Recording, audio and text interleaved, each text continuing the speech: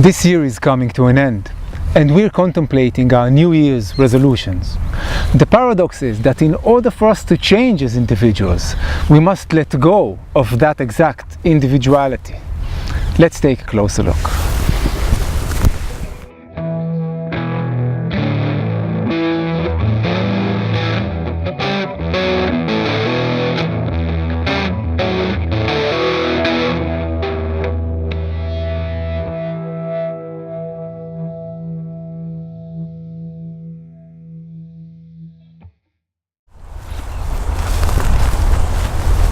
Hi, I'm shooting this video in late December, holiday season and time for New Year's resolutions.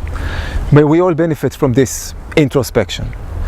Let's take a closer look at processes of deep psychological change. How can we touch the hardware of our psyche? We must admit that many of the structures and inner dynamics within ourselves are quite resistant to change. And what we are seeking is really a permanent change, a transformation in the way we feel, in the way we perceive the world, in the way we behave, and in the ways and means we have to influence our environment. Now, to really change our psychological map, we must meet new experiences with new emotions and new thoughts. Transformation requires new content to be processed by us, new modes of relationship with new dialogues in our lives. Now let's think of ourselves as a closed unit for a minute, as individuals.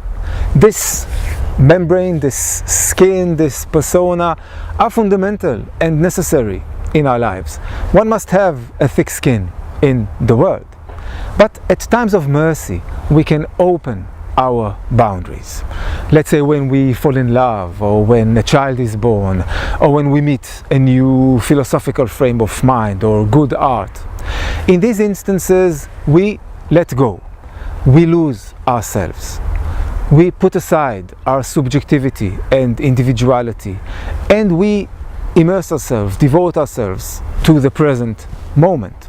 We become one with someone, or with something, or with all.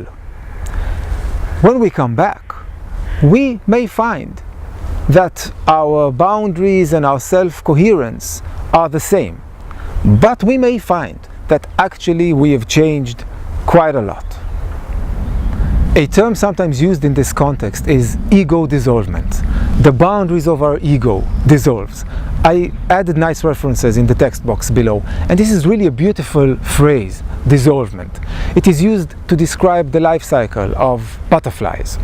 A caterpillar builds a cocoon in which it completely dissolves into a liquid matter from which a butterfly is created. Now, this is a transformation. In more classical language, this is a metamorphosis. Our ancients were fascinated by this, transformations in ourselves, in the world around us, as can be seen in the masterpiece of Roman poet Ovid. Ovidius collects many metamorphosis stories. One of the most famous is that of Narcissus and Echo. I added a link below. It's just a few pages long, and here I am standing in a field of daffodils. Now, the smell is really as intoxicating as the appearance. And that was the case of Narcissus, who was really the most beautiful youth you can imagine, completely preoccupied with himself, intoxicated by himself. His fault was that he was completely closed to any interaction with the world around him, which led to the devastation of those who cared for him, and at the end to the devastation of himself. Unfortunately, metamorphosis for Narcissus happened too late, after his lifetime. But for us, we want change to happen as soon as possible. We want New Year's resolutions. Now, the paradox is that in order for us to change as individuals, we must let go of our individuality. Through losing ourselves, we can meet ourselves.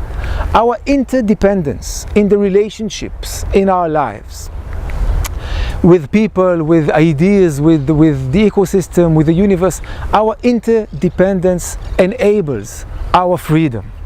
Freedom to experience and freedom to change. So with this optimistic paradox, we can conclude today. I wish you all a very happy 2018 as individuals, for us as a collective. See you next time.